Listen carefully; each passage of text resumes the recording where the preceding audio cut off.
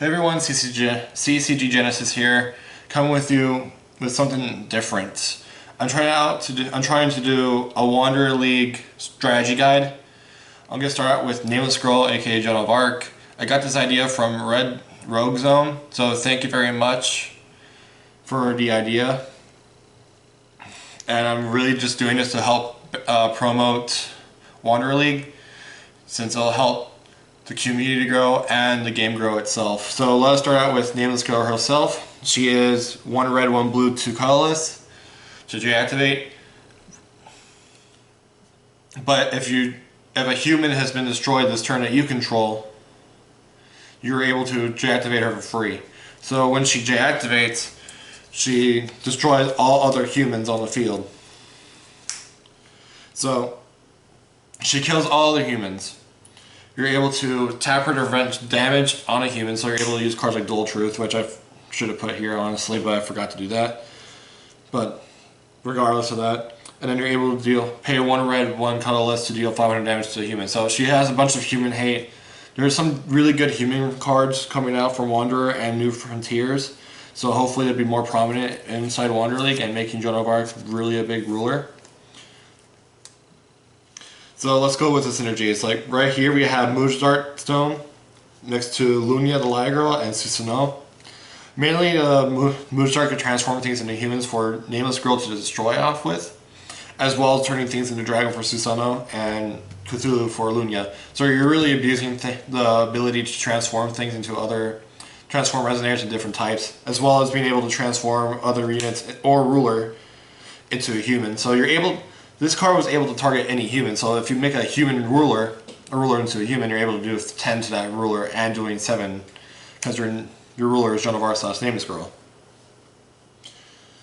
But mainly, like, you could do this during your upkeep, tap a blue and tap itself, change type of resonator or ruler, and then you're able to target it with Lunia, you're able to target it with Susanoo, you're able to kill him with Joan of Arc multiple ways. And then we have more utility with Treasure Cat being able to draw and stack our deck.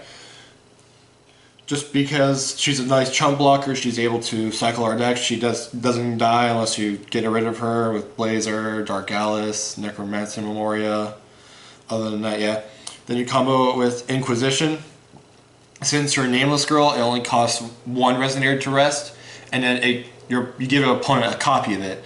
But if your only targets are Treasure Cat, they can no longer use it. But it's also a cute thing to do because you can constantly keep erasing people's boards. And as well with Voice of the False Gods is an instant 1 blue, 1 colorless.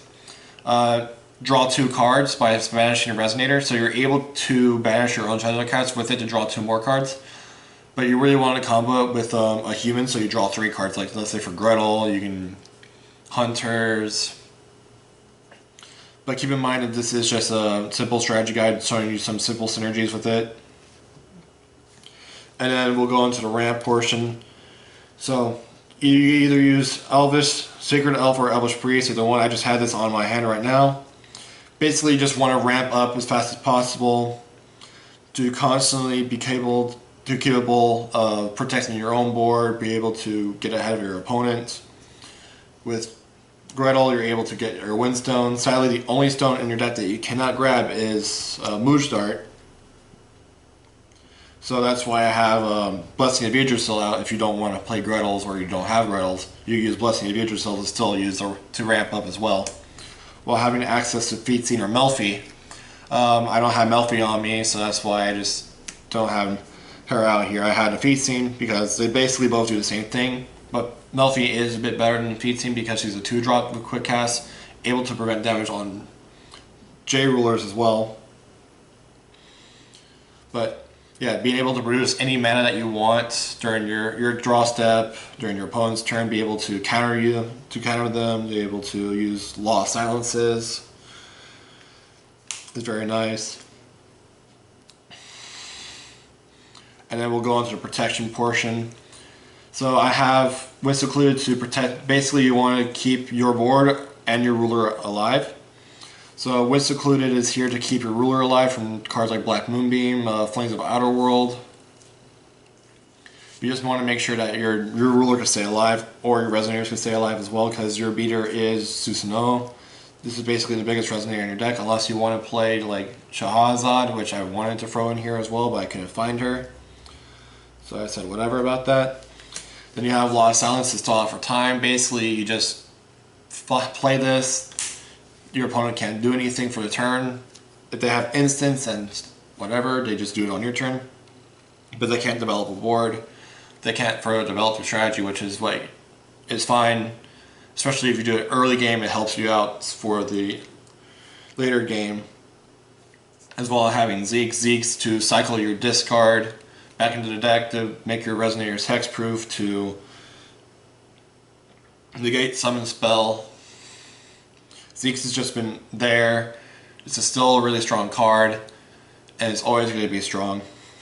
I mean, yeah, you could do Seal Win in Life if you feel like playing splashing some white in this deck. You do have Feastings and access to Feastings and Melfies, so you can play more white if you want to.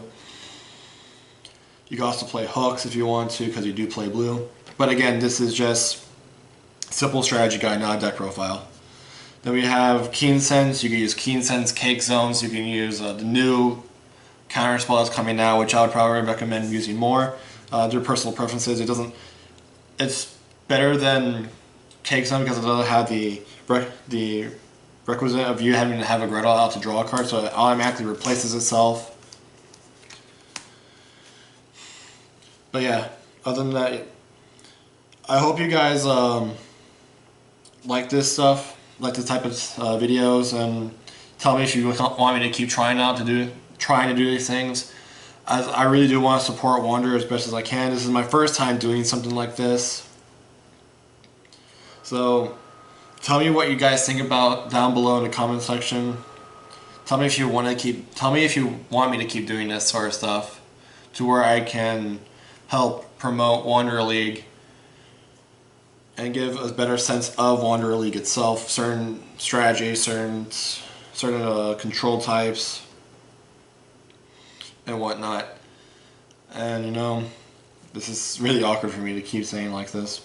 But anyway, I hope you guys have a great day. Please remember to leave a comment down below. Tell me if you guys want me to continue doing this, or if you don't like me doing this kind of stuff, then maybe I'll just stop doing it. But either then, like, I do want to promote Wander League as much as I can. And I'll see you all next time.